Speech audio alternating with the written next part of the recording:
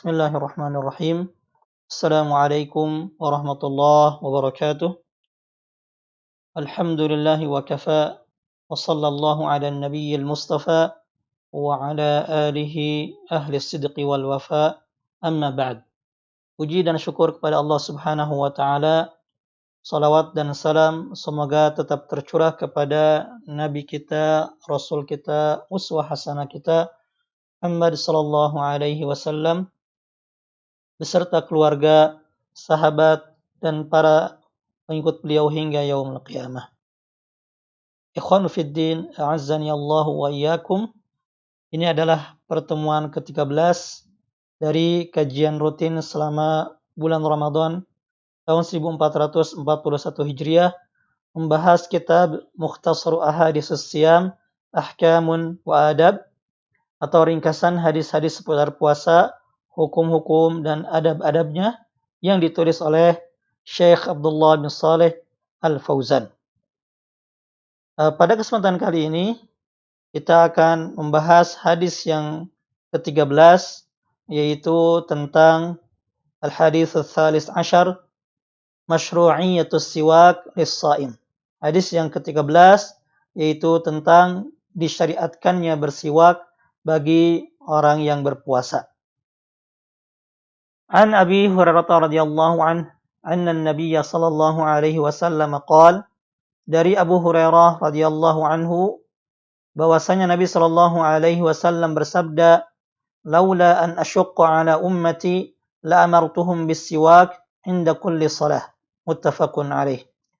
Walil Bukhari ta'liqan ma kulli wudhu'in. Dan seandainya tidak memberatkan umatku, maka akan aku perintahkan mereka agar bersiwak setiap kali salat. Dan dalam riwayat Bukhari secara ta'liq, ma'a kulli wudhu'in, setiap kali berwudu, atau akan memerintahkan mereka setiap kali berwudu. Penulis menjelaskan, al-hadithu dalilun ala ta'kidis siwak inda kulli salah, fardhatan kanat aw nafilah. Hadis ini merupakan dalil penegasan syariat bersiwak di setiap hendak salat, baik itu salat wajib ataupun salat nafilah atau salat sunnah. La farqa fi dzalika baina as-shaimi wa ghairihi fi awwalin nahar wa fi akhirih. Tidak ada bedanya antara orang yang sedang berpuasa atau tidak. Tidak ada bedanya baik siwak tersebut dilakukan di awal hari atau di pagi hari atau di akhirnya atau di sore hari. Tujuannya untuk apa? Liyadkhulal musalli fil ibadati ala ahsani hay'atin wa atyabi raihah. Hal itu dilakukan, yaitu bersiwak, agar orang yang hendak salat masuk dalam ritual ibadah dalam kondisi yang paling bagus dan aroma yang paling harum. Wa an Aisyah radhiyallahu anha anin Nabiy sallallahu alaihi wasallam qala, dari Aisyah radhiyallahu anha, dari Nabi sallallahu alaihi wasallam, beliau bersabda, as-siwaku matharatun lil fam mardhatun lirrabb. Siwak itu membersihkan mulut dan diridhoi oleh Allah. Penulis menjelaskan hadis ini, wa hadza 'amun yashmalul muftira was-sha'im. Hadis ini bersifat umum, mencakup orang yang berbuka atau tidak berpuasa dan juga orang yang berpuasa. Fayajibul 'amalu bihi 'ala umumihi hatta yathbuta takhsisuhu. Maka hadis ini harus diamalkan berdasarkan keumumannya sampai adanya dalil yang mengkhususkan hal tersebut. Walaysa li hadzal umum mukhassisun sahih, dan tidak terdapat dalil lain yang mengkhususkan keumuman hadis ini. Jadi dua hadis tadi, itu hadis yang Abu Hurairah dan juga hadis Aisyah radhiyallahu anha, itu menunjukkan keumuman disyariatkannya bersiwak baik bagi orang yang tidak berpuasa maupun orang yang berpuasa. Ya. Adapun dalil yang mengkhususkan tidak bolehnya atau makruhnya bersiwak ketika berpuasa, maka tidak ada yang sahih sebagaimana akan dijelaskan di penjelasan berikutnya. Qala Ibnu Arabi mengatakan, qala ulama'una, para ulama kami, itu madhab Maliki, karena Ibnu Arabi adalah salah seorang ulama dari madhab Malikiyah. Para ulama mereka mengatakan, lam yasihha fi siwakis sha'im hadithun nafyan wala itsbatan.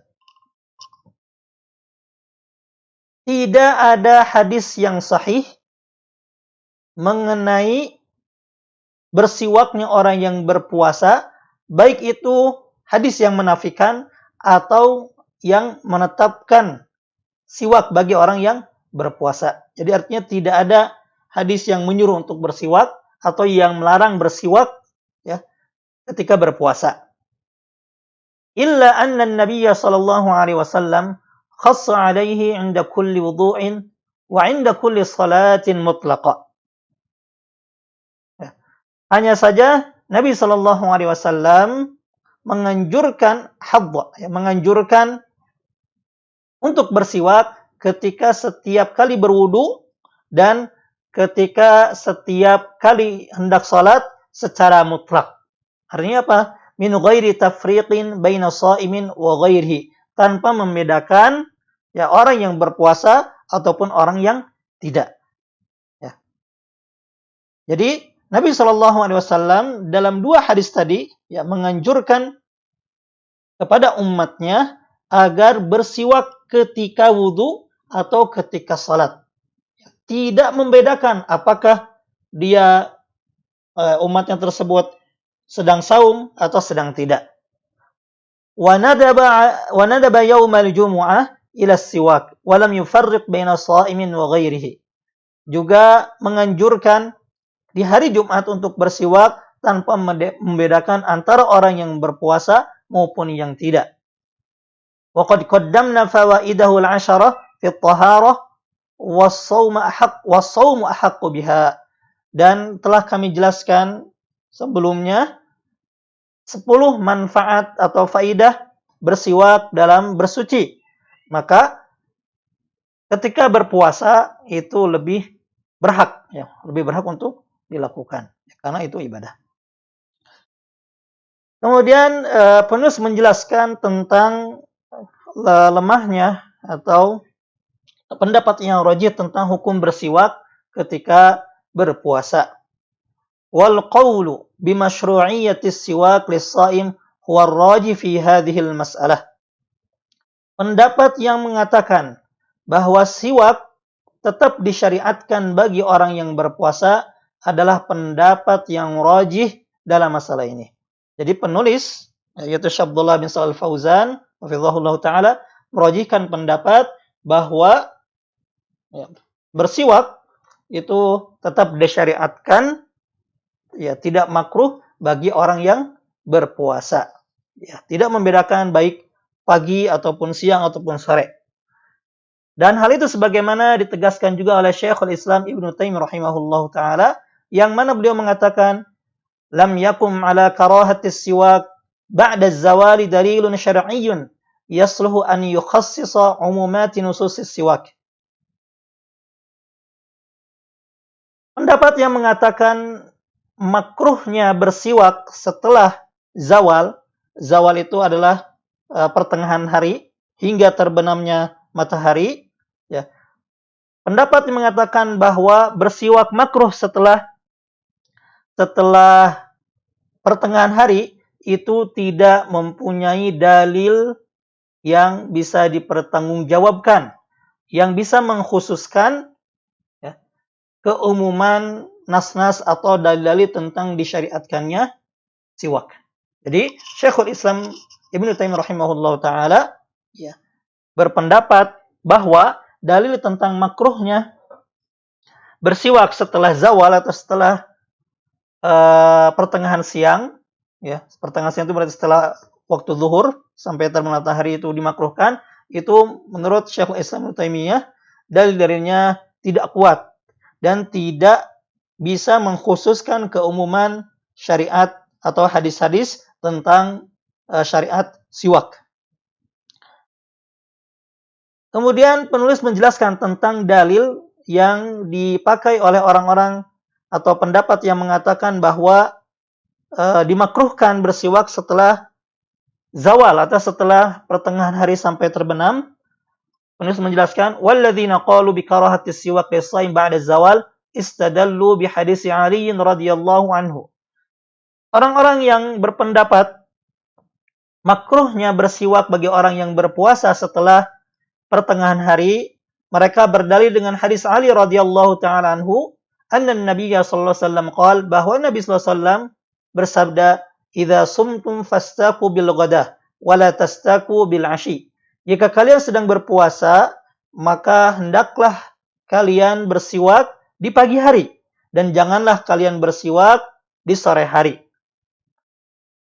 Al-ashi, kata penulis, akhirun nahar minaz zawal ila al-maghrib wa hadzal haditsu dha'ifun la taqumu bihi hujjah. Al-ashi adalah akhir atau penghujung hari dari pertengahan hari atau datangnya waktu zuhur hingga terbenam matahari, akhir dari siang. Namun hadis yang dijadikan dalil oleh orang-orang, oleh pendapat yang mengatakan bahwa bersiwak setelah tergelincir matahari atau pertengahan hari itu dimakruhkan, hadisnya dhaif, tidak bisa dijadikan hujjah. Nah, ini dalil pertama yang mengatakan bahwa bersiwak di siang hari atau setelah matahari tergelincir sampai terbenam matahari itu makruh. Dalil pertama mereka adalah hadis dhaif yang tidak bisa dijadikan hujjah. Kemudian dalil yang digunakan oleh pendapat yang mengatakan makruhnya bersiwak bagi orang yang berpuasa di pertengahan hari, ya, adalah hadis Abu Hurairah radhiyallahu taala anhu yang tadi disebutkan. Kama istadallu bi hadis Abi Hurairah radhiyallahu anhu al-mutaqaddim wa fihi wa la khulufu famis shaim atyabu 'inda Allah min rihil misk. Mereka juga berdalil dengan hadis Abu Hurairah radhiyallahu anhu yang telah dibahas di pertemuan sebelumnya, yang mana di dalamnya terdapat ucapan Nabi sallallahu alaihi wasallam, "Wala khulufu famis shaim atyabu 'inda Allah min rihil misk." Sungguh bau mulut orang yang berpuasa lebih harum di sisi Allah dibanding aroma minyak kasturi. Wajhud dalalah, sisi pendalilan dari hadis ini, ya, bagi orang-orang yang berpendapat makruhnya bersiwak adalah ketika siang hari.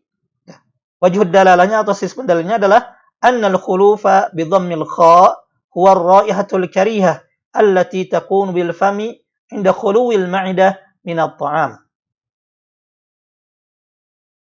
Bau mulut khuluf yang artinya di sini bau mulut yang tidak sedap, ya, yang muncul atau yang timbul di mulut ketika perut kosong dari makanan, ya, wa huwa la yadhharu fil ghalib illa fi akhirin nahar.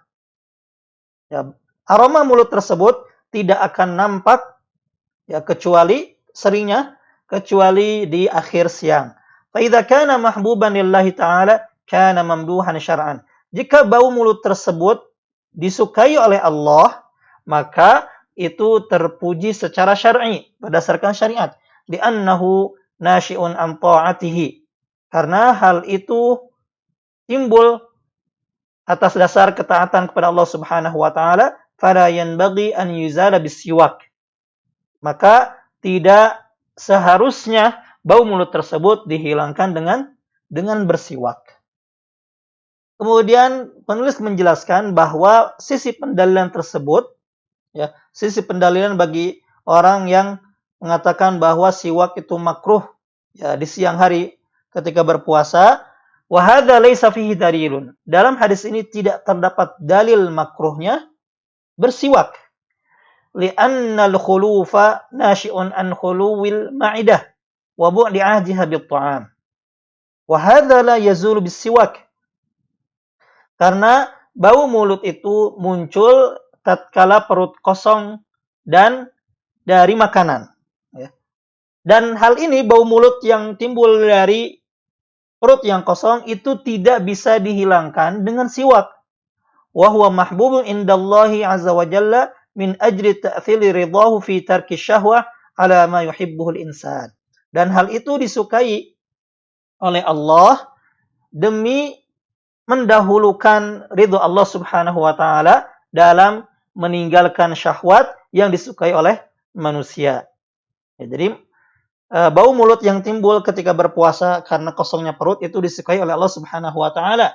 Namun ini tidak bisa dihilangkan dengan siwak. Wa laysal mahbub 'indallahi tarkal wasakh fil fami wal asnan. Namun tidak disukai di sisi Allah membiarkan mulut dan gigi kotor. Thumma inna ba'dha sha'imin la yahsulu lahu khulufun aslan. Kemudian sebagian orang yang berpuasa ya memang tidak bau sama sekali mulutnya.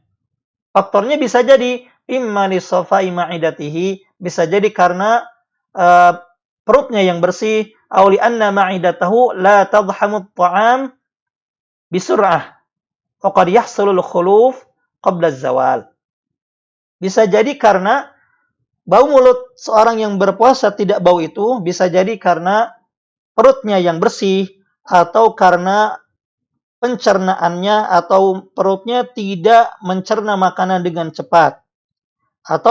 Dan kadang-kadang ya, bau mulut orang yang berpuasa itu timbul juga sebelum siang hari atau sebelum matahari tergelincir. Jadi di sini penulis menjelaskan kepada kita dua pendapat mengenai hukum siwak. Ya, hukum siwak ketika berpuasa. Pendapat yang pertama, dan ini adalah yang dirojihkan oleh penulis, adalah siwak tetap disyariatkan ketika berpuasa. Ya, berdasarkan keumuman hadis Nabi Shallallahu Alaihi Wasallam tadi, ya. Laula an asyqa ala ummati la martuhum bisiwak inda kulli shalah. Seandainya tidak memberatkan umatku, maka aku akan memerintahkan mereka untuk bersiwak ketika setiap salat. Dan dalam hadis ini Nabi sallallahu alaihi wasallam tidak membedakan orang yang salat tersebut berpuasa atau tidak. Dan juga hadis Aisyah radhiyallahu anha, as-siwaku matharatun lil fami mardhatun lirabbi. Siwak itu membersihkan mulut dan juga disukai oleh Allah. Dan dalam hadis ini pula tidak dibedakan ya antara orang yang bersiwak berpuasa atau tidak. Nah, jadi berdasarkan hadis yang umum. Adapun pendapat yang kedua, yaitu pendapat yang mengatakan bahwa makruh bersiwak setelah zawal atau ketika siang hari atau ketika matahari tergelincir. Itu berdasarkan dua hadis, yaitu hadis Ali radhiyallahu anhu yang berbunyi, "Idza sumtum fastaqu bil ghadah wa la tastaqu bil ashi." Jika kalian berpuasa, maka bersiwaklah di pagi hari dan jangan bersiwak di sore hari. Namun hadis ini yang digunakan oleh pendapat yang mengatakan bahwa bersiwak setelah tergelincir matahari itu makruh, hadis yang ini adalah lemah, tidak bisa dijadikan dalil atau hujjah. Kemudian pendapat yang kedua yang mengatakan makruhnya bersiwak setelah tergelincir matahari, mereka berdalil dengan hadis yang telah kita bahas di pertemuan sebelumnya, yaitu tentang bau mulut orang yang berpuasa itu disukai oleh Allah daripada aroma minyak kasturi. Yang mana mereka beristidlal atau menjadikan sisi pendalilan hadis ini bahwa jika seandainya bau mulut orang yang berpuasa itu disukai oleh Allah Subhanahu wa taala, maka seyogianya dibiarkan, tidak dihilangkan dengan siwak. Namun pendalilan ini tidak tepat karena sebagaimana penjelasan penulis, ya, maksud dari bau itu adalah bau yang muncul dari perut ketika perut tersebut kosong dari makanan. Namun ini tidak berlaku ketika bau mulut karena tidak membersihkan gigi atau mulut dengan bersiwak, tetap bau, maka ini tidak berlaku, ya. Karena bau mulut bau mulut yang timbul dari kotornya gigi atau kotornya mulut ini bisa dihilangkan dengan siwak. Maka siwak tetap disyariatkan ketika orang berpuasa, ya. Seperti itu. Nah, kemudian penulis mengutip sebuah athar, ya, yang di footnote di sini disebutkan dalam sanadnya terdapat rawi yang diperbincangkan atau lemah, namun dithiqahkan oleh Ibnu Ma'in, ya. Yang mana penulis menukil asar tersebut, wa ma ahsana ma warada an Abdurrahman bin Ghanmin bi fathil mu'jamah wa sukunin nun. Dan betapa bagusnya riwayat yang datang dari Abdurrahman bin Ghanam, ya, yang mana beliau berkata, sa'altu Mu'adz ibni Jabal radhiyallahu taala anhu atasawwaku wa ana sha'im. Aku bertanya kepada Mu'adz bin Jabal radhiyallahu anhu, bolehkah aku bersiwak sedangkan aku sedang berpuasa? Qala na'am. Ya. Kemudian Mu'adz bin Jabal menjawab, iya, boleh. Qultu ayyun nahar. Kemudian Abdurrahman bin Ghanam tersebut berkata, bagian siang yang mana yang boleh aku bersiwak di dalamnya? Pagi kah? Qala gudwatan atau ashiyatan. Pagi kah atau sore kah? Qultu afan. Qala, kemudian Mu'adz bin Jabal menjawab, gudwatan atau ashiyatan. Pagi atau sore. Qultu innan nasa yakrahunahu ashiyatan. Kemudian aku bertanya lagi, sesungguhnya manusia membenci atau mengatakan makruh bersiwak di sore hari atau di siang hari setelah matahari tergelincir.